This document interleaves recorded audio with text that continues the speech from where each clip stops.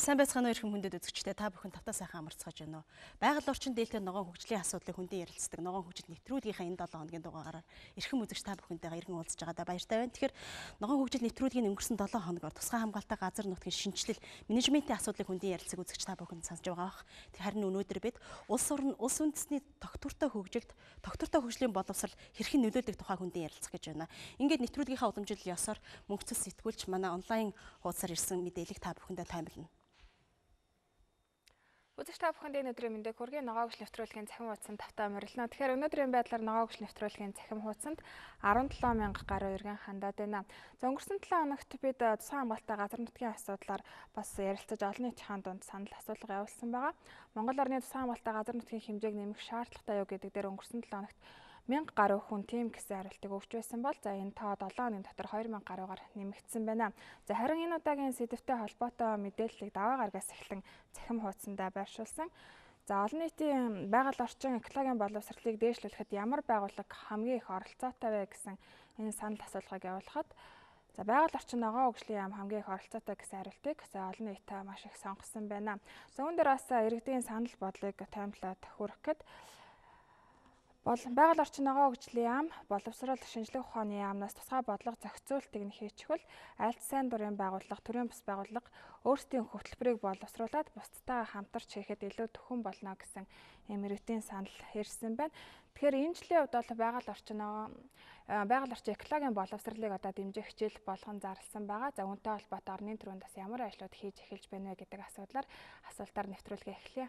За баярлалаа мөнхцөл сэтгүүлч. Тэгэхээр яг асуултанд батбал дарга хариулахын би бас нэг зүйлийг энд онцлоё гэж бодож байна. Манайх бол одоо ногоон хөгжлийн асуудлыг бас хамтдаа олон нийтийн оролцоог нэмэгдүүлэх чиглэлээр шин мэдээллийн хэрэгслийг нэвтрүүлээд тунуудаагүй байгаа. Тэгэхээр яг бид нар нэвтрүүлгээ яг энэ сошиал медиад хандж байгаа үзэгчдийнхээ хүсэлтээр бас бэлтгэдэг учраас өнөөдрийн нэвтрүүлгээд боловсрол шинжлэх ухааны яам тэгээ байгаль орчин ногоон хөгжлийн яам бусад ер нь доктортой хөгжлийг бас нэмж ажиллаж байгаа олон улсын байгууллагын төлөөллийг ингэж оролцуулсан юм өчтэй байгаа юм. Ингээд сая манай үзэгчдийн сэтгүүлч мөнхцөлийн асуултанд батбал дарга хариулах. За.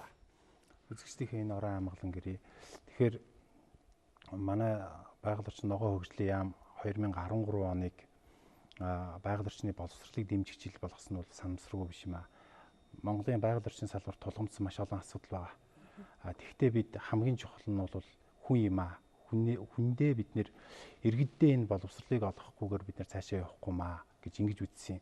Тэгээд бид нар ямар ураа хэлж байгаа вэхээр бол одоо хүний тархинд мод тарихгүйгээр гудамжинд тарьсан мод чи урахгүй гэж ярьж байгаа. Тэгээ энэ хүрээндээ бид нар бол байгаль орчны боловсролыг бол бүр үр хүүхдээсээ залуучуудаасаа тэгээ сурагчдаасаа эхлээд хийя гэсэн энэ чиглэлээр бол шийдвэрээ гаргаад ажлын хэсэг байгуулад төлгөө гаргаад ингээд төлгөөгөө эхнээс нь хэрэгжүүлээд явж байна.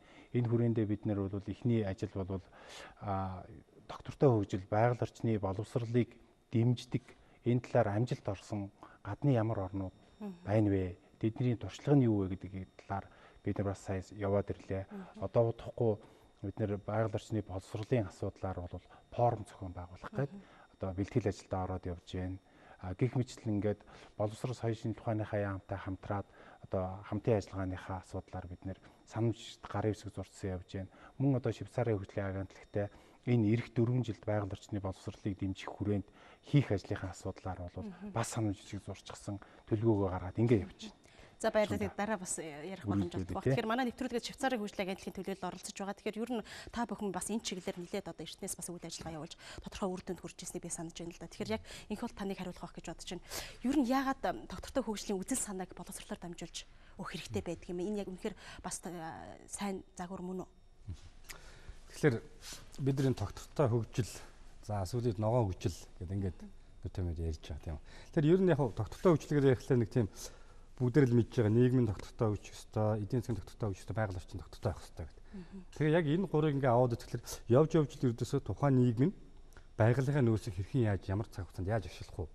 Тэ? Тэрэндээ очиусан хохирлоо зардлаа яаж шингээж явах вэ гэсэн энэ бодлого төр тулгуурлалт юм ногоон хөгжил. Тэгэхээр энэний цаана юу гэсэн үг вэ гэхэл байгаль орчны асуудал бол энэ нийгэм эдийн засгийн доктортой хөгжлийн одоо гол асуудал болж байгаа байхгүй. Тэгэхээр ер нь яг манай Швейцарын хөгжлийн агентлагаас 2007 оноос төжилтийг зарлах төсөл гэж байсан. Энэний хүрээнд одоо байгаль орчны мэдлэгийг одоо хүүхдүүдийн дунд дэлгэрүүлэх чиглэлээр бид одоо төрлөөрийн арга хэмжээнүүд л хэрэгжүүлсэн л да. Тэгээд энэ олон улсын нийгэмшилдэг эко сургууль гэдэг туршлага байгаа. Тэр нөөрэөлөн сургуулийн хүүхдүүд дээр өөрсдөө санаачуулуулаад өөрсдөө нь оролцуулаад байгаль хамгаалах үйл ажиллагаанд оролцуулдаг. Тэгээ өнөөдөр одоо энд ингээд баахан эко сургууль гэж манай хөтөлбөрт хамрагдсан хүмүүс мөн одоо эко клубийн хүүхдүүд бас илтээ сууж явах шиг байна тийм үү. Тэгээ яг сургууль дээр нь очиод үзэхлээр тэр боловсрол гэдэг юм тэрнээс л эхлэх хэрэгтэй гэж бодож байгаа байхгүй. Хүүхэд өөрөө санаачлах хэрэгтэй. Хүүхэд хийх хэрэгтэй. Тийм ээ. Өөр нэг сургуулийн багш надад ярьж байгаа байхгүй. Бид хуучин нэг мод тариад байсан юм а тий. Тэгсэн чинь хүүхдүүд орж ирээ хугалцдаг эсвэл услахгүй байсаар нэг мод нь хүчдэг. Тэгсэн одоо энэ хүүхдүүд өөрөөсөө санаачлаад хүүхэд болон өөрөөр нэртэй модтой мини мод гэдэг. Тэгэхээр өглөө 7 цаг тэрэ тусалж ийн гэж. Тэ? Тэгэхээр тэр мод нь илүү уур гэж байгаа байхгүй. Тэгэхээр тэр хүүхдээ яг нэгдүгээр байгаль орчны асуудлаа өөрөө оролцож байна тийм үү. Тэрнээс гадна мод яаж тарих вэ тийм мод тарснаа ямар ач холбогдолтой байх вэ гэдгийг бүр багаасаа мэдж гэнэ гэдэг маань энэ нь бол цаашдаа байгальд ээлтэй иргэн болгож зөвшөөрөх. Цаашдаа энэ байгалийнхаа нөөцтэй хэрхэн яаж хандаж бид энэ тогтвортой хөгжил гэдэг тийм үү нийгмийн хөгжил, эзэн засгийн хөгжилтэй хүрэх вэ гэдгийг энэ багаасаа олж авах нь бол нэн чухал гэж манайх. Тэгэхээр өөрөөр хэлбэл эко сургуулиар дамжуулж боловсролын салбараар дамжуулж тогтвортой хөгжилд хүрнэ гэдэг энэ загвар бол Монголд бас байж болох хувилбар гэж та хэлнэ. За баярлалаа. Тэгэхээр манай нэвтрүүлэгт эрхэм хүндэт үзэгчтэй бас эко сургуулийн зарим төлөөлөл эрдэмтэд энэ салбарт ажиллаж байгаа хүмүүс оролцож байгаа. Тэгэхээр би бас шин цэцгээс яг энэ асуултыг асуухгүй өнгөрч чадахгүй нэ. Тэгэхээр яг үнэхээр одоо шудрын хөгжлийн агентлаг бол бас эко сургуулийн анх их сүрийг бол Монголд бол бас тодорхой хэмжээгээр нутагшуулсан тийм. Яг энэ яг амьдралын хөрсөн дээр өөрөө ажиллаж байгаа хүний хувьд ер нь бас хэр зэрэг үр дүнтэй хөрсөн өрн бий болж өгч чадсан бэ. Одоо ерөнхийдөө Монгол улсад бол бид нэр 77 80 сургууль дээр Уучлаарай микрофоноос хараа. Монгол улсад одоо бид нар 80 гаруй сургууль дээр эко сургууль гэсэн олон улсын үзэл баримтлалыг туршаад тодорхой одоо 4-5 жилиг ингээд өнгөрөөчээд байна тий. За тэгээд манай энэ туршилтанд энэ бид нартай хамт ажилласан манай эко сургуулийн багш нар тийм ээ сурагчид одоо энэ ч ирээд ингээд суучихсан бид нар маш их зүйлийг хийх гэж оролдож ингэж өөрчлөх гэж ингэж оролцсон. За тэгээд яг энэний хамгийн гол үнцэнтэй гэхээр тухайн сургуулийн сурагчид тийм ээ тухайн сургуулийн багш нар тухайн сургуулийн ажилчдын дунд үүсэж байгаа тэр уур амьсгал тэр хандлага бол асар хэмжээгээр яг сургууль дээр очиод мэдрэгддэг тийм байгаа тий. А тэгээд одоо сургууль дээр эко сургуулиуд дээр очисон хүмүүсийн гол хилдэг юмнууд нь гэх юм бол тухайн сургууль дээр орон гутал шал өөр айгүй дулаахан тийм ээ. Энэ сургууль яг эмгтэй захиралтаатай амар цэвэрх айгүй их цэцэг навч тарьсан тийм ээ. Нэг ч хоггүй гэж бодоход захирал нь эрэгтэй хүн сууж яадаг. Тэгсэн мөртлөө тэр хамгийн гол хийсэн нь хүүхдүүд байдаг. Гэх мэтлэн сургууль болгон маань маш их өөрчлөлттэй юм байгаа. Тэгээд одоо яг энэ их өөрчлөлт энэ их амжилт бүтээлийг тийм ээ Монголын одоо бусад бүх сургуулиудад одоо оролцох боломжтойгоор энэ эко сургууль хөтөлбөрөнд нээлттэй оролцох энэ боломжийг энэ одоо яамдууд болон одоо энэ төслүүд ингэж хамтран бий болохоор ингэ зорж явж байгаа. За баярлалаа. Эргээд би хүүхдүүдтэйгээ эргээд холбогдъё. Тэгэхээр туяа дарга бас манай нэвтрүүлгэнд оролцож байгаа. Ер нь бол яг энэ тогтвортой хөгжлийн боловсрол гэдэг бол цоо шин зүйл биш шүү дээ. Энэ манад ч гэсэн бас тодорхой хэмжээр төсөл хөтөлбөрөд үндэсний хөтөлбөр одоо ч гэсэн явж байгаа. Тэгэхээр ер нь яг хэр зэрэг бэлэн байгаа вэ? Бодлогын хувьд. За боловсролын тогтолцоо 12 жилийн тогтолцоон шилжснээс хойш бол нэлээд олон өөрчлөлтүүд хийгдсэн. Өөрөөр хэлэх юм бол үндэснээ шинжилсэн сургалтын хөтөлбөрүүд бий болсон. Уучлаарай жоохон чанга ярих юм. За үндэснээ шинжилсэн хөтөлбөрүүд бий болсонтой холбоотойгоор манайх бас ялгаагүй шудрын хөгжлийн агентлагийн зөвлөлтийг саруулах төслийн хамт олонтой хамтран ажилласан. Ингэж ажиллахдаа яасан бэ бол энэ 12 жилийн сургуульд хэрэглэх бүх үндэсний хөтөлбөртөө доктортой хөгжлийн үзэл санааг тодорхой хэмжээгээр суулгаж өгсөн гэж бол үзэж байгаа. Тэгэхдээ доктортой хөгжлийн үзэл санаа маань хэрхэн яаж хэрэглэгдэж байна вэ? Яаж хэрэгжиж байна вэ? Хүүхдтэй хэрхэн очиж байна вэ? Яг хүүхдтэй байгаль орчны экологийн боловсрол болж очиж байна уу? Тэр одоо үндсэн утгаараа хүрж гин үү гэдгийг бол хараахан дүгнж бол амжаагүй байна. Бид бол одоо энэ хөтөлбөртөө энэ хичээлийн жилд мониторинг хийж шинжилгээ үнэлгээ хийж одоо яг хэрэгжилтийн шат нь ямар байна гэдгийг бол дүгнэхэн зүйтэй нэгдүгürt хоёрдугаарт бол бид бас ямар бодлого баримталж байгаа бол шинжилсэн засгийн газрын хөтөлбөрийн маань хамгийн гол одоо боловсролын чиглэлээр баримталж байгаа зүйл нь юу юм бэ вэ? Ерөөсөө хүүхэд болгоныг л хөгжүүлэх гэсэн юм бодлого явж байгаа байхгүй. Тэгэхээр хүүхэд болгоныг хөгжүүлэх гэдэг бодлогын дор бол өшөө энэ экологийн боловсролыг хүүхдэд хүргэх нь илүү амархан байх болов те манай уламжлал маань ямар вүлээ шинжилгээг яаж хослуулж болох вэ? Өшөө дээрэс нь нэгэнт хүүхэд болгонд л зориулсан хөтөлбөр явуулах гэж байгаа юм бол хүүхэд бүр зориулсан экологийн боловсролыг бас дамжуулах түүнд хүргэх тийм боломж бас мэдээж энд бол зайлшгүй орно гэж бодож байгаа. Тэгэхээр би бас түрүүн Батолд даргын яриан дээр нэмээд нэг ганц нэг зүйл хэлмээр байна. Доктортой хөгжлийн боловсрал гэхээр тийм ээ ер нь боловсрал гэхээр зайлшгүй боловсралыг одоо менежмент хийж байгаа, түгээж байгаа энэ гол одоо байгууллага манай боловсрал шинжилгээний яамтай бол зайлшгүй холбогдох нь бол аргагүй. Тэгэхээр бид ярилцаад хоёр яам маань цаашдаа доктортой хөгжлийн боловсрал, байгаль орчны боловсралыг олох чиглэлээр хамтран энэ 2013 онд их олон зүйлийг шинээр хийж хүүхдүүд маань экологийн одоо сайхан боловсралыг эзэмшин бахаа гэдэгт бол найдаж байна. Уучлаарай нэг товчхон хариулт өгөхгүй юу? Ер нь доктортой хөгжлийн боловсрал, экологийн боловсрал гэдэг яг чухам юугаараа яаж ялгагддаг юм бол нэг зүйл юм уу? За бид бол өмнө доктортой хөгжлийн боловсралыг экологийн боловсрал гэдэг талаас нь доктортой хөгжлийн боловсралд хүрэх нэг арга зам нь экологийн боловсрал гэж ойлгодог байсан. Гэтэл бол доктортой хөгжлийн боловсралын нэг хэсэг нь л экологийн боловсрал, байгаль орчны боловсрал. Доктортой хөгжлийн боловсрал маань өөрөөр хэлэх юм бол их олон боловсралын нэгдлэр бий болдог зүйл байна л да. За түүхийн боловсрал орж ийн, олон улсын боловсрал орж ийн, гоо зүүн боловсрал орж ийн, байгаль орчны боловсрал орж ийн. Цаашлах юм бол бүр соёлын тэр одоо боловсролын нэгдэл донд доктортой хөгжлийн боловсрал маань бий болох нэ. За тэгэхээр доктортой хөгжлийн боловсрал маань өөрөө нийгмийг доктортой хөгжүүлэх хамгийн гол тийм хэрэгжүүлэгч хүч нь болдог гэсэн үг. За баярлалаа. Базар одоо сэтгүүлчд хандах гэдэг саяын Батуул дарга бас нэг аяллаа талаар тогсхон дурдаад өнгөрлөө. Ер нь бол тий өнгөрсөн одоо 7 хоног та бүх ирсэн. Ер нь яг тэндээс харахад одоо газар дээр нь очиод үзэхэд хамгийн үнд цэнтэй зүйл нь юу вэ? Тэгэхээр юуны өмнө өнөөдөр Монголын үндэсний сэтгүүл зүйсний 100 жилээ болж байгаа. Тэгэхээр ногоон хөгжил нэвтрүүлгийн хамт олонд энэ айн баярын минь төргий. За баярлалаа. Тийм тэгэхээр манай баг бол ерөнхийдөө нэлээд их олцтой ирсэн гэж бодож байгаа. Тийм тэгээд тэр нь юу вэ гэхээр үнэхээр энэ доктортой хөгжлийн боловсролыг яагаад тэр Европын холбооны орнууд, за Америк, одоо тэгээд ийш Аз руу ингээд Япон гэдэг зэрэг орнууд тийм ээ хүүхдээс эхлээд байна. Хүүхдээс эхлэхдээ бүр сургуулийн өмнөх насны цэцэрлэгийн хүүхдүүдээс эхлээд байна гэдэг нь бол өөрөө угаасаа төлөвшсөн зөв хандлагатай хүнийг бий болгож байгаа нь өөрөө доктортой хөгжлийн үндэс нь болж байна гэж үзэж байгаа. Тэр оронд бол одоо тийм мундаг доктортой хөгжлийн боловсрол олох ёстой ч гэдэг юм уу тийм одоо хуулиуд нь бүр тийм тодорхой эргэцэн үндсүүд бол байхгүй юм л да. Жишээлбэл шийдэд гэх чинь эргэцэн хүүхэд болгонд өөрт нь тохирсон байгаллаа одоо хамгаалах, байгалийн одоо зөв харьцах тэр боловсролыг олох ёстой л боловсролын хөлтийч. Тэгэнгүүт түүнийг яаж хэрэгжүүлэх вэ гэдгээ орон нутгийнхын захиргаан сургуулиудтай ярьж байгаа шийддэг. Багш нар нь хөтөлбөрөөр гаргацдаг. Багш нар нь хөтөлбөрөөр гаргахтаа бүх одоо сургууль одоо хичээл заадаг багш нар нь хоорондоо ингээд нэг баг болоод тэгээ энэ хичээлд одоо бид нар яаж байгаль орчны боловсролыг олох чиглэл хүүхдүүдтэй заах вэ гэдгийг хамтраад хөтөлбөрөөр боловсруулцдаг. Жишээлбэл одоо нэг бяцхан охин ярьж байгаа энэ баг сургууль дээр очиход манай багш тооны хичээл зааж байхдаа модны тухай заадсан. Эхлээд бид нар ойлгоогүй яагаад тооны хичээл орох гэж байгаа мөртлөө мод яриад байна. Тэгсэн чинь нөгөө хүүхдэд яг монголчуудтай адилхан нөгөө савхаар одоо тоо бодвол гарыг заах гэсэн байна. Гэтэл тэр савхыг чинь юугаар хийдэг юм бэ гэхэл мотор хийдэг гэж. Тэгэл өөрөө тэр нь нөгөө байгаль орчинтойгоо холбогдоод ирж байна. Тооныхоо хичээлтэй холбогдоод ирж байна. За тэгвэл үүнийг олон улсын хэмжээнд яад ингээд ирэхдээ одоо нөө дэлхийн дулаар хөлөмжийг буруулах энэ төр гэдэг эхлэнгүүд тийм ээ. Нөгөөхийгөө тэр олон улсын юунитайгаа одоо холбоод эхэлждэг. За ёс суртахууныхаа хичээл дээр яаж холбогддог гэхээр нөгөө хүүхд чинь бидний тоо бодж байгаа сахыг модоор хийдэг юм чинь бид модоо яаж хайрлах хэвээр байгаль орчинтойгоо яаж зөв харьцах хэвээр гэдэг өөрийнх нь тэр ёс суртахууны төлөвшөл аяндаа буугаад ирдэг. Тэгэхээр бид нар сая туяа дараач ярьж байгаа ер нь боловсролын яамны манай яамны бодлого бол ер нь бол хүүхдүүдийг багаас нь зөв төлөвшүүлье.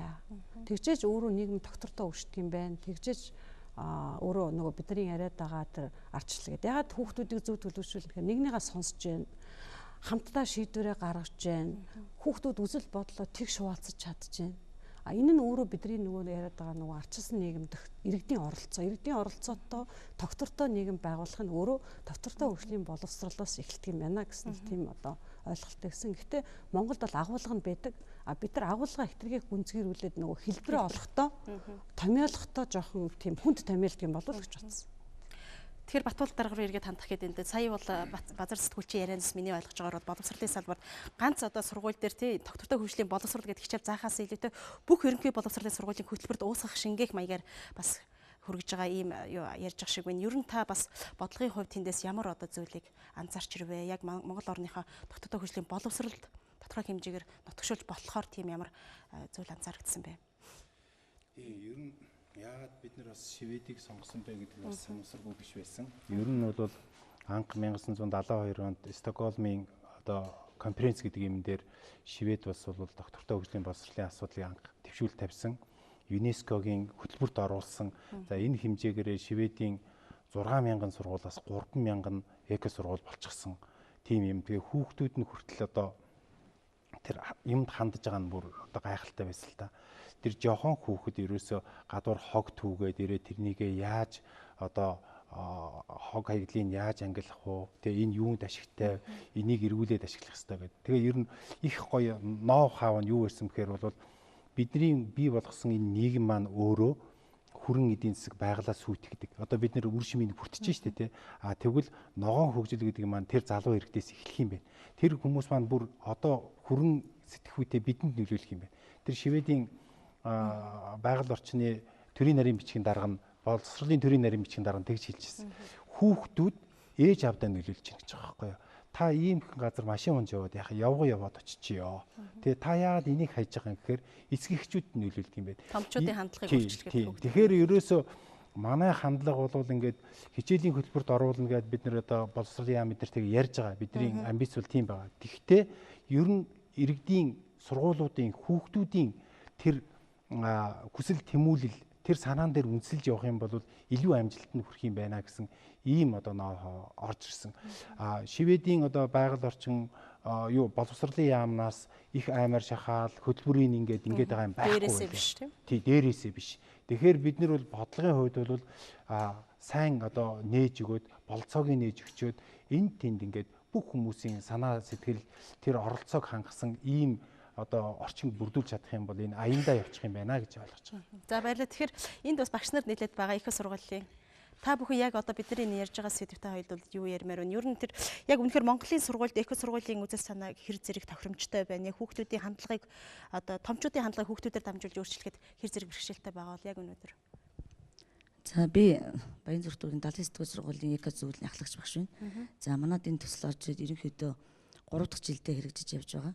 За тэгээ бид нар тэр Швед, Ирландын хүүхдүүдийн эко зөвлөлийн үйл ажиллагааг харж байгаад бидний үйл ажиллагаанд нэлээд их төстэй байсан. Бид яадаг байсан бэ гэхлээр өмнө нь өөрөөсөө бид нар сургуультай ямар зүйлийг хийх ёстой юм бэ гэдгийг бид нар энэ өөрсдөө төлөвлөдөг юм байна. Гэтэл тэр сургуулийн сурагчид маань болохоор сургуультай байж байгаа тулгамдсан асуудлуудыгаа өөрсдөө олж хараад өөрсдөө тэр үйл ажиллагаагаа хийх үйл ажиллагааныхаа дистралыг гаргаад за тэгээ сургуулийнхаа удирдах зөвлөлд өгөөд сургуулийнхаа эко зөвлөлөөр хилэлцүүлээд тэр үйл ажиллагаагаа хийдэг гэдэг энэ үйл ажиллагааг бид нар олж хармагц өөрийнхөө үйл ажиллагааны бас менежментэд өөрчлөлт хийх ёстой юм байна гэж бодож байгаа. За тэгээ манай боловсрол шинжилгээ ухааны яамны дарга маань хэлж л та. Доктортой хөгжлийн тухай ойлголтыг бол ер нь бид нар сүүлийн 15 жилд бол үнэн сургуулийн хөтөлбөрт оруулсан байж байгаа. Сайн багш нарч байж байгаа. Энэ доктортой хөгжлийг бас хичээлдээ тусгаад хэрэгжүүлээд явдаг зөндөө олон багш нар маань байж байгаа. Энэ байгаль дэлтэй сургуулийн энэ одоо нэр алдрыг аваагүй боловч яг авцсан байгаа мэт маш олон сургуулиуд ажиллаж байгаа. Тэгэхээр энэ ачааллуудыг бид нар бодож үзэхдээ яасан бэ гэхээр сургуульд байж байгаа одоо яг хатуу хэлэхэд бол тэр хим биологийн заа гаргын хим биологийн багш нарын үүрэг биш. Ер нь бол тэр сургуулийн бүх удирдах ажилтан багш за тэгээд нийт бүх багш нарын ер нь 100% ойлголт байж ижил энэ үйл ажиллагаа цаашаа цогцтой хөгжих юм байна гэдгийг бодож ирсэн. Тэгээ энэ үйл ажиллагаагаа бас хэрэгжүүлэхээр нэлээд олон ажлуудыг төлөвлөсөн байж байна. За баярлалаа. Тэгэхээр хүүхдүүд бас манай сурагчид нэвтрүүлгэнд оролцож байгаа. Ер нь эко сургууль болсноороо та бүхэн эко сургууль болохоос өмнө юугаараа ялгагдж байна? Бусад хүүхдүүдэд яаж одоо бас уриалж экологт ээлтэй байхыг тий хамтдаа шийдвэрлэж чадчих байна. Баримт бодит жишээ хэлэх үү гэдэг. Сайн бацгаана уу? Юуны өнөөргөө танилцуулъя. Би Амгалан Тахилбар сургууль сурдаг эко клубын сурагч байна. Манай клуб сургуулийнхаараа эрүүл орчин эко клуб, лидер клуб, ногоон төгөл клуб гэх 3 клуб явагддаг. Энүүгээрээ дамжуулаад хүүхэд байглаа яаж хэрхэн хамгаалах вэ гэд талаар хичээл заадаг. Тэгээд би анх энэ клубт явдаггүй байхаараа байгаль гэдэг яг хайрлан гэж ярьдаг боловч яг яаж хайрлах. Тий яаж хайрлахаа мэддэггүй. Тэгээд чихэр ээжээ чихрийнхаа цаацыг хүн харчангуудаа ингээ хайчдаг. Харин энэ клубт явснараа шал ондоо болсон. Усаач хиймэн сурсан, хогооч юу энд хаана хаях вэ? Лавдаг ир хайж болохгүй байна гэдгийг ухаарсан. За өөр хүүхдүүдээс бас хэлэх яг өөрт чи ямар за Сайн бацхан би Далийн эсгээ сургуулийн 8 анги зорч мөнх зэ эко клубын ахлагч. Би өмнө эко клубт явдггүй байхдаа эко гурж баг юу гэдгийг мэддгүй байсан. Тэгээд энэ жилээс би эко клубт орж бас эко гэдэг зүйлийг бас мэдэж авсан. Тэгээд манай эко клуб нь 35 сурагчтай 5 операц болон ажилладаг. Тэгээд энэ 5 операц мань дотроо ус гэрэл цахилгааны хэмний ногоон хөгжлийн талаарх гэдэг ийм зорилгоор бас ажиллаа явуулдаг. Бидний цаашдын зорилго гэх юм бол одоо бага ангийн дүүнэртээ эко гэж юу, ногоон хөгжил гэж юу энэ талаар мэдлэг өгөхийн тулд бид нэр өөрсдийнхөө урд бас бяцхан дүүнэртээ бас энэ эко клубын талаар мэдээллийг олгохыг зорьсон байгаа. За баярлалаа. За туяа дарга бас асуух гээд ер нь одоо та бүхэн сая бол бас тодорхой эхлэл төдий ажлууд бол явагдчихлээ л да. Гэхдээ бас тодорхой хэмжээгээр амьдралын хүрсэнд буугдахгүй зүйлээ бас эргээд харж байгаа байх. Ер нь ямар чиглэлээр яаж ажиллая гэж бодож байгаа вэ одоо? За манай одоо нийт ерөнхий боловсролын сургуулиуд бол нэг 750 гаруй сургууль байдгийн. Улсын болон хувийн сургуулиуд нийлээд. За энэ сургуулиудын бараг 500 гаруй нь бол хөдөө орон нутагт байдаг. Өөрөөр хэлбэл жинхэнэ нөгөө байгаль нь онгоноороо орчин сайхан эрүүл тийм газар байна л да. 200 сургууль Улаанбаатар хотод үйл ажиллагаагаа явуулж байна. Тэгэд би нэг жишээ ярих гэдэг нь л да. Юу вэ гэвэл ер нь энэ доктортой хөгжлийн боловсрал сайн явж байгаа, сайн хөгжсөн эко боловсрал хүүхдүүдтэй сайн эзэмшүүлж байгаа улс орны туршлагаас ингээ хараад хахад тухайн одоо улс орнд тулгамдсан асуудлаас их үүдэлтэй юм шиг санагдсан. Тухайлх юм бол зарим улсад одоо ус нь бохирддог ч юм уу, зарим улсад хог аягдал нийлэхүүдэд бий болдог ч юм уу тиймэрхүү байдлаас үүдэлтэйгээр энэ асуудлаа шийдэх замаар байгаль орчны боловсролыг хүн амдаа нийтлэг байдлаар хүргээд өшөө дээрээс нь одоо бүр цаашлах юм бол боловсролын системд албан боловсролоор дамжуулж хүргэж байгаа ийм одоо туршлагатай байна. Манад бол одоо яг энэ үндсэн суурь нь тавьчихад байгаа байхгүй.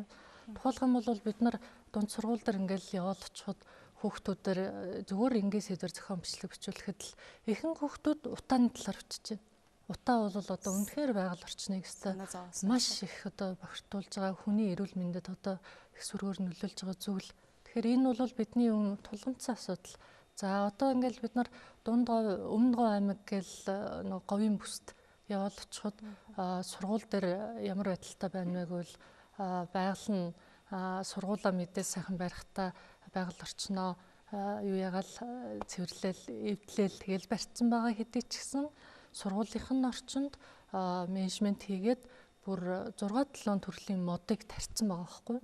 Тэгвэл тэр модыг тарихтаа бол нөгөө экологийн боловсрол гэдэг юм нь сайн биш учраас хүүхдүүд маань багш нартайгаа нийлээд тарихтаа одоо ингээд зэгцгүү тарих ч юм уу тэгээд их олон төрлийн модыг нэг дор тарих ч юм уу тиймэрхүү зүйлүүд бол зөндөө ажиллагдаж байна. Манад бол ийм суур хөрсөн бол сургуулийн системд аль хэдийнэ тавигдсан байна. Тэгэхээр бид нар цаашдаа одоо юу хийх гэж байна вэ гэвэл ерөөсөө л өмнө нь бол бид боловсролын системийг стандартчлагдсан. Өөрөөр хэлбэл нэг л зүйлээр баригдал хүүхэд болгоны нэг түвшинд хүрэхин төлөө явдаг гэсэн бол одоо бид нар хүүхэд болон өөрийн ертөнцтэй өөрийн гэсэн авьяастай чадвартай тийм байдаг. Тэгэхээр тэр хүүхдэд л зориулсан боловсролын үйлчлэгийг үзүүлэхийг зорж байгаа учраас экологийн боловсролыг ч мөн адил, доктортой хөгжлийн боловсролыг ч мөн адил хүүхдэдтэй зориулсан хөтөлбөрөөр явуулах юм одоо зорилготойгоор л ажиллаж байна да. За баярлалаа. Инх бол танд ер нь танах бол бас ялангуяа орон нутгад эко сургуулийг бас бийжүүлж их үндсийг тавих ажил дээр бол нэлээд бас чанартай бас хөгжлийн дэмжлэгийг харуулж олгож ирсэн. Ер нь тэндээс харж яхад эргээд дүгнэхэд ер нь бас яг одоо сая туяа даргын байгаа алдаа дутагдлаа хийж явах шигэн цаашид яхахаа юу хийх гэж байгааг та сонслоо. Ер нь энэ хоорондод үлдэж байгаа бодлогын хувьд тэгээд амьдрал дээр хэрэгжих хөрсөнд энэ хооронд үлдэж байгаа орон зай юу байсан бэ? Юун дээр анхаарах хэрэгтэй вэ бид нар одоо? Тэгэхээр шивсар хөгжлийн агентлаг бол ер нь яг тогтвортой хөгжлийн боловсруулалтаас илүү эко сургууль уу, экологийн боловсрол, байгаль орчны боловсролыг бол энэ дэмждэг энэ эко сургууль гэсэн олон улсын туршлагыг Монголд авчраад нэвтрүүлээ туршаад үзээд за тэгээ зарим хүмүүс их амжилттай болж байгаа тийм ээ. Хүүхдийн одоо мэдлэг, чадвар дээшлэгээ тийм ээ. Тэгээ бас хүүхдэд мэдлэг олох чадвар болох арай өөр бас нэг тийм хичээлийн бус цагаар явуулж байгаа юм үйл ажиллагаа гэдэг ингээд боловсролын амжилт дэмжиж байгаа, байгаль орчны амжилтын нэг үйл дэмжиж байгаа. Тэгээ түрүүн туяа дарга хэллээ. Тогтвортой хөгжлийн боловсрол гэхэлэр их өргөн хүрээтэй юм л шүү дээ. Шинжлэх ухаан, соёл гэдэг тийм. Тэгэхээр энэ бол мэдээж улс орон болгон бол тогтвортой хөгжлийн гол асуудал өөрөө өөрөөсөө тухайн одоо нийгэм юм уу улс орон тулгамжийн асуудлаар хийж. Жишээлбэл өмнөд Солонгосын хувьд бол тогтвортой хөгжлийн боловсрол нь юу вэ гэхээр цагаачлалын асуудал. Цагаачлалын асуудал. За тэгвэл Европ их орн сая нэг Швед явсан, Ирланд явсан байгаа тийм. Эдгээрт бол байгаль орчны асуудал байгаа байхгүй. Бүр томьёолт. Тогтвортой хөгжлийн боловсролоор бид голон байгаль орчин. Бүр сургуулиуд нь одоо нэг уур амьсгалын өөрчлөлт тийм ээ. Тэрнийг одоо улс орон болгоныг тодорхой юугаа бууруулах юм одоо амлалт авцсан гэж явж байгаа шүү дээ. Тэрийг бас бүр сургуулаараа дамжуулаад хэрэгжүүлдэг байгаа байхгүй. Жишээлбэл энэ Шотландд нэг сургууль за та нар цахилгааны хэмнэх юм бол цахилгааны хэмнэлтийн 50% нь сургууль өөрсдөө ингээд аваад өөр юмд зарцуулж болдог гэдэг юм байна. Тэгэхэд нэг сургууль цахилгааны хэмнэлтийг 70% юмсан байгаа байхгүй. Тэ? Тэгэхээр хэрвээ тийм одоо юу гэдэг урамшууллын ийм систем юм байгааг бол мэдээж энэний цаана хэд хэрэглээ байгаа байхгүй. Тэр хүүхдүүдтэйгээ хамтраад сургууль нь хамтраад тэгээд тэрийг яасан байгаа байхгүй. Тэгэхээр бидний харж байгаа өнцөг бол ерөнхий бас ийм л агуулга хараад. Эко сургууль гэхлээр түрүү хэлсэн тийм ээ. Хүүхэд бол дулаахан, тохилог тийм ээ. Ийм ногоон орчинд сурч боловсруулах хэрэгтэй. Тийм үү. Тэгэхээр энд хүүхдүүд нь өөрөөсөө санаачлал оруулах. Жишээлбэл өөрөөнийхөө температурыг хэмжээд үз. Тийм үү. Дулаан алдаж байна, хүүтэн байна. Тэгвэл яагаад дулаан алдаж байна тодорхойлж байна. Одоо жишээлбэл энэ ховдын одоо зарим сургуулиудыг гэж байгаа шүү дээ. Цонхоор дулаан алдаад болохоор гурил өвц хоёрыг ингээ холж жагаад тэгээд цонхоо ингээ өвгөр сайхан ингээ жигсчихсэн баг. Тэгээ энэ нэлээ нэгдүгээр тоосчлыг бууруулж байгаа тийм ээ.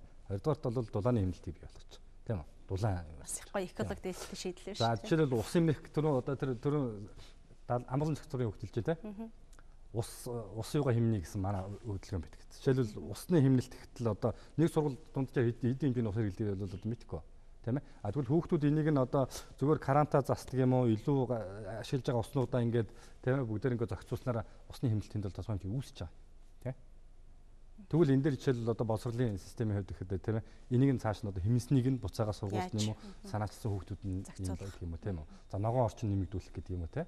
Дулааны хэмнэлт гэдэг юм уу. Ингэснээр энэ хүүхдүүд бол нэгдүгээрт бол энэ манай байгаль орчны асуудал, нийгмийн эдийн засгийн хэмнэлтийн асуудал, хоёрдугаарт бол энд өөрөө оролцоод яаж байгаа хүүхдүүд бол цаашдаа гараад би яагаад усаа хэмнэх гэсэн, би яагаад дулааны хэмнэх гэсэн тийм ээ. Би ямар орчин амьдах, би заавал ногоон орчин амьдах гэсэн гэсэн. Энэ төлөвчлөлийг бий болгох энэ өнцгөөс нь бид нар хараад байгаа байхгүй. Тэгэхээр энийг бол мэдээж ач холбогдлын бас тодорхой хэмжээгээр үнэлээд бас шинжлэх ухааны яам тийм ээ. Байгаль ногоон хөгжлийн яам бол бас энийг бол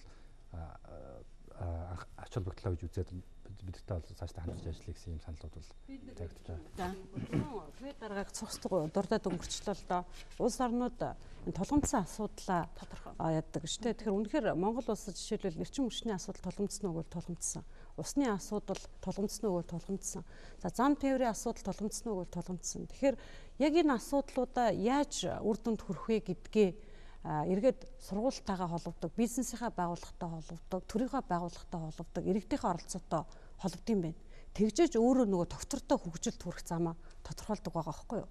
Жишээлбэл бид нар өнөөдөр яг доктортой хөгжлийн боловсрол, доктортой хөгжил гэж ярьж байгаа үед бол ийм төрийн бодлогын ийм юу хэрэгтэй байгаа учраас байгаль орчин ногоон хөгжлийн яам, боловсролын яам эхэлж байгаа. Одоо энэ лүү энэ яг энэ хамтын ажиллагаа руу одоо ерөнхий нийгмийн байгууллага за ногоон эдийн засгийг ногоон бизнесийг эрхэлдэг үйлдвэрлэгчид нь за тэгээ хотын захиргаа ингээ орох юм бол ямар асуудал тулгараад байна гэдгийг хүүхдүүдээрээ дамжуулаад нийгэмд нөлөөлөх төр хандлагыг өөрчилж явц тундаа энэ нь өөрөө доктортой хөгжилд хүрэх тийм процесс бүр тасралтын үйл явц болдог байна л дээ. Тэр утгаараа жишээлбэл бидний явсан Ирландд бол төрийн одоо санхүүжилтээр дэмждэг. Бүр санхүүжилтээ өгчдөг. Жишээлбэл тэр Дублин хотын захиргаа бол хамгийн өндөр одоо төсвийнхөө хамгийн өндрийг байгаль орчны үйлчилгээ гэсэн бүр тийм юу одоо 26% төсвийнхөөг зарцуулж байна. Тэгээд тэр нь юу хийдэг вэ гэхээр тэр хотод байгаа нөгөө хамгийн одоо тулгымдсан асуудал юу гэхээр эрчим хүчний хэмнэлтийг яаж хийх юм. За хотын тээврийн асуудлыг яаж хийх юм гээд тэгэнгүүт хүүхдүүдэд дунд сургуулиудад одоо нөгөө дугуй унд сургах сургалтын хөтөлбөрүүдийг тусгай бүр ингээ багш нарын бэлтгээд ерөнхий нийгмийн байгууллагын оролцоод хийж штэ. Тэгэхээр яах юм гээд дугуй унд сурах дээр өнөөдөр бид нар асууж исэн. Та нар дугуйн зам тийм хангалттай аваа мó? Хангалттай биш. Гэхдээ бид нар дугуйн зам оршуурын төлөө ажиллаж байгаа нутгийн цагааргаан гагцхүү энэ нь юунд хэрэгтэй вэ гэхээр хүүхдийн эрүүл мэндэд хэрэгтэй. За машин унах хэрэглээг багасгах, машины сургууль орчмын машины төвжирлийг багасгах. Бүр энэ нь яваандаа нөгөө хүлэмжийн хийг багасгах, дэлхийн дулаарлыг багасгах тэр юмд нь бид нар дэлхийн нийтийн хөгжилд одоо хувь нэмэр оруулж байгаамаа гэдэг ухамсарыг бид нар хүүхдүүдээр дамжиж.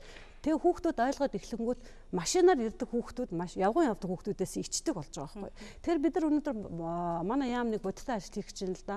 Одоо энд байгаа амгалан цогцлбарын хүүхдүүдтэй нийлээд бид нар өөрсдөөсөө эхлэе гэж.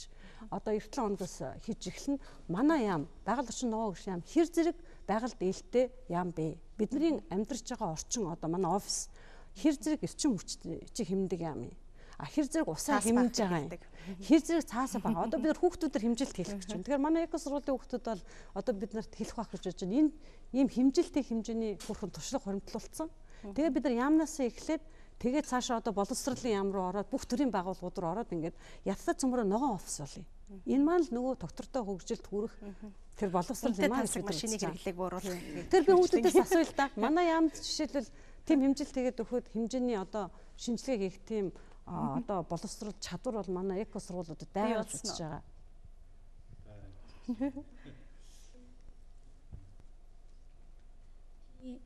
Бид нар сургуулиуд олон үнэлгээ хийдэг, тоосчлтыг буруулах, тэгээд зохиомол гэрэлтүүлэх болон байгалийн гэрэлтүүлэх гээд.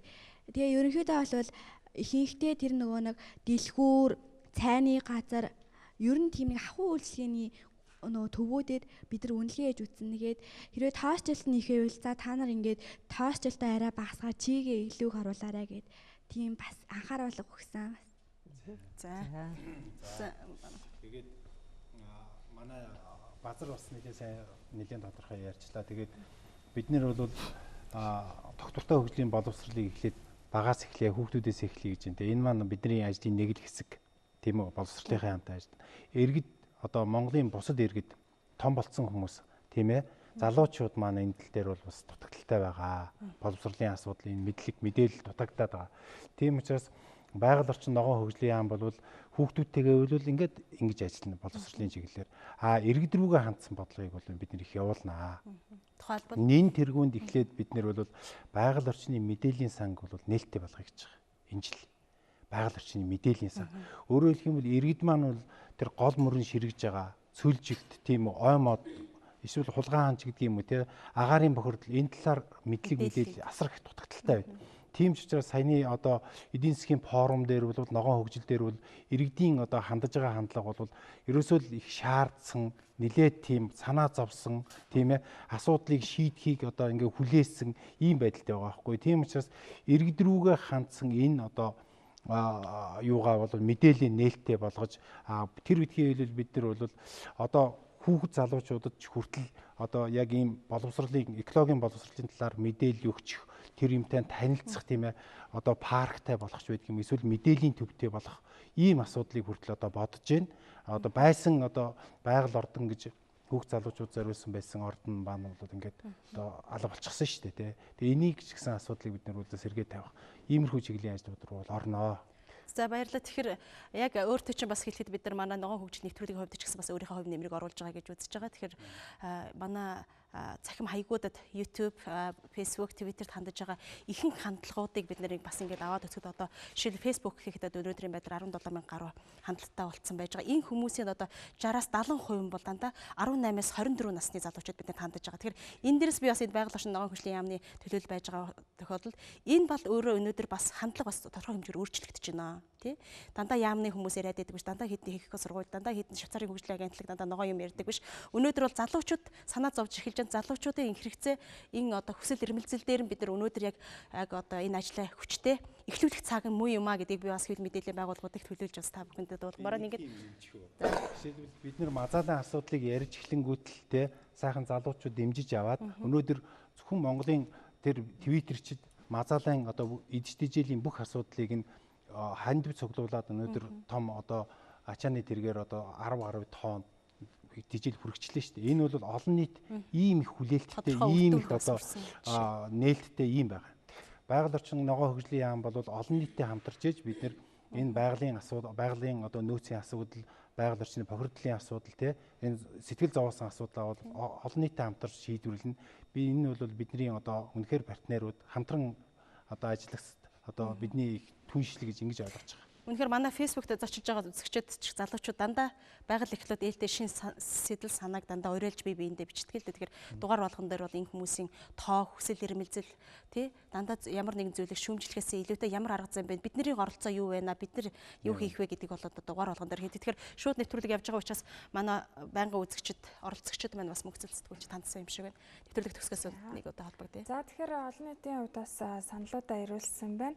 За хүүхдийн сонирхол хүсэлтэд уялдуулан уулын явгаа аялал гэх мэт өдөр тутмын амьдрал дадал зуршил болтол хичээлийн сургалтанд оруулж өгвөл яасан юм бэ гэсэн юм зүйлийг бас бичсэн байна. За баяртуулчээ гэд энэ иргэний хувьд бол за бидний багад ерөнхий боловсролын сургуулийн сурагчдаар хавар намрын 14 хоногийн ажил хийлэгдэх байсан гэд. За ерөнхийдөө практик талдаа орон нутагт одоо гарах чи ажил хийлгэх ч гэдэг юм уу тиймэрхүү тал дээр ийм зүйлүүдийг оруулж өгөл яасан юм бэ гэдэг ийм саналууд хэлсэн байна. За мөн бас Бямбхүү иш галдан гэдэг манай байнгын оролцогч маань бодлогыг ер нь бас барих, за хэрэгжүүлэх гэдэг хоёр үндсэн зарчим их алдагдаад байдаг юм шиг энэ дээр бас анхаарах хэрэгтэй гэсэн ийм саналуудыг хэлсэн байна. За баярлалаа. Энэ шин цэцэг багш бас тодруулах гэж байгаа шиг байна. Асуулт одоо яг ингээд нүрээ хараа сууж байгаа бас энэ яамдуудын хүмүүсээсээ те төрийн байгууллагын хүмүүсээсээ бас асуух асуулт байна. Бид нар бас сая гадагшаа ингээд яв туршлага судлаад үзэж байхад ингэжсэн шүү дээ. Одоо Ирландд те 80 гаруй хувь нь эко сургууль болчихсон. Тэ 50 гаруй хувь нь болчихсон. Гэхдээ тэд нар ингэж багшийн ажлыг хөнгөлдөг учраас бид нар эко сургууль болсон. Тэ бид нар улсын хууль бодлогыг хэрэгжүүлэхэд хялбар дөт арга учраас бид нар эко сургууль болсон сайн дураараа болоод сургуулийн бүх багш нар ажиллаж байгаа. Манад бол арай өөр байгаа байхгүй юу? Бид нар яг үндэ энэ сургуулиудынхаа багш нарт илүү их ачаал өгж ажилдаг тий. Байгалийн ухааны хитгэн багш нар маань л ингээл одоо яг зүрх сэтгэлээр ингээл зүтгээд сургуулийн ихэнх мас нь ардан сууж яадаг.